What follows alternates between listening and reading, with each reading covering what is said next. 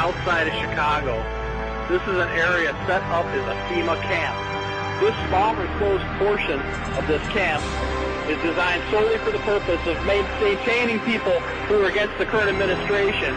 They had 200 people in this small cage, and you can see that they have other supplies for furthering their detention. We have no idea how this is being done, kept away from the major media, but clearly it is. 200 people here is inhumane and completely wrong. In America, this just shouldn't be in it. Or facilities that have other uses but which could be quickly used to detain large numbers of people, such as this Amtrak facility in Beech Grove, Indiana. It also has these electronically operated turnstiles.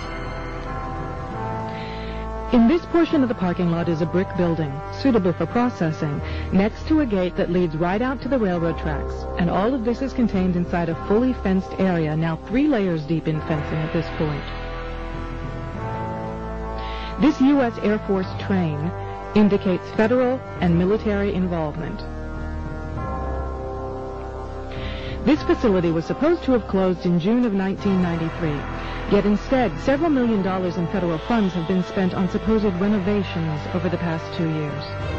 This small building is the only way into a particular fenced area. Inside this building, we see more of the motion-activated detectors, electronic turnstiles, and prison bars. Outside this building is fencing and a cattle run section of fence, all topped by barbed wire, pointing inward, not to keep people out, but to keep people in. This was common throughout the facility, particularly the new fencing that had been erected.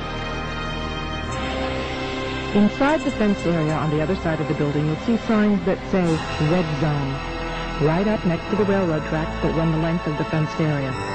Next to the Red Zone sign, you can see closely numbered markers on the fences that are too closely spaced to be parking markers, just as if they plan to have people line up to board the trains. Even as we were filming, a black helicopter flew over us, observing what we were doing, which has happened many times when we have been at the facility. The gas lines and gas pipes at the facility run the length of the buildings and come out at some very, very large, brand-new furnaces that have been installed at the buildings throughout the facility. This tower, overlooking the entire facility at one end of the facility along the railroad tracks, also has a radio antenna on it with a ladder up inside of it. It would make an excellent watchtower.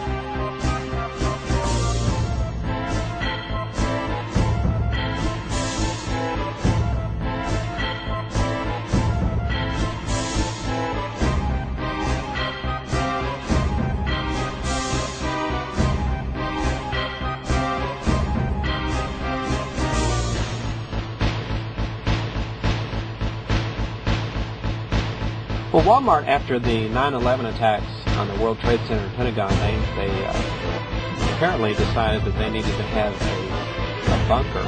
There's a facility for the Walton family in case of an apocalyptic attack, a residence that they can live in and reside in case they had to do that. There's a helipad behind the facility back there where they can come in by helicopter, and there's satellite uplink dishes back behind the facility. And most of it is underground, as you can see. You can't really see much from the gate, which is all fortified.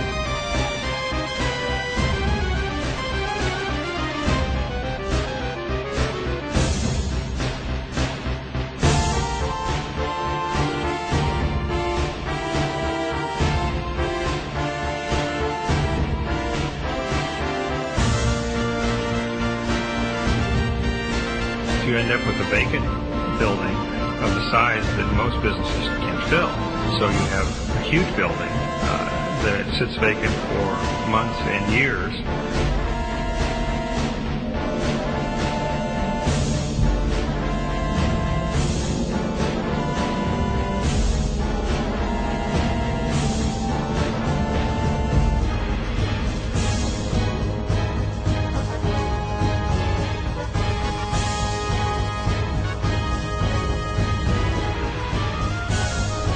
From North Carolina, I received these photos from friends of the ministry.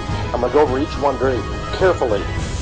This couple told me that they, as they were driving in the small town of Pine Bluff, North Carolina, they came upon, sitting on, nearby, there on the railroad tracks, this huge double-decker, these train cars.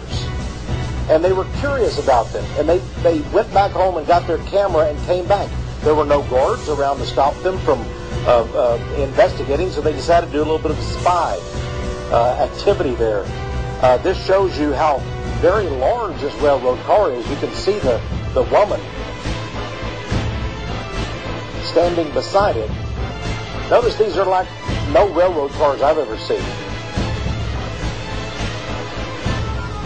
We managed to take a picture through a crack of the inside of the railway car. Notice the chains. They appear to look like shackles. I want you also, my friends, to see what appear to be seats or benches on either side. My friends, if this was a cattle vehicle, cattle don't need padded benches, do they? This looks like this is going to transport human beings. She said also, the cars are well vented. They have lots of air holes.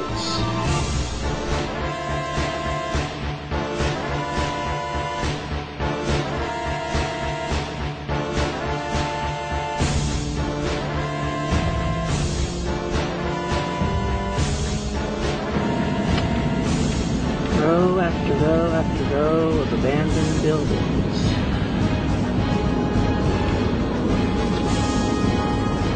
And ever more housing sitting here, waiting for something to happen.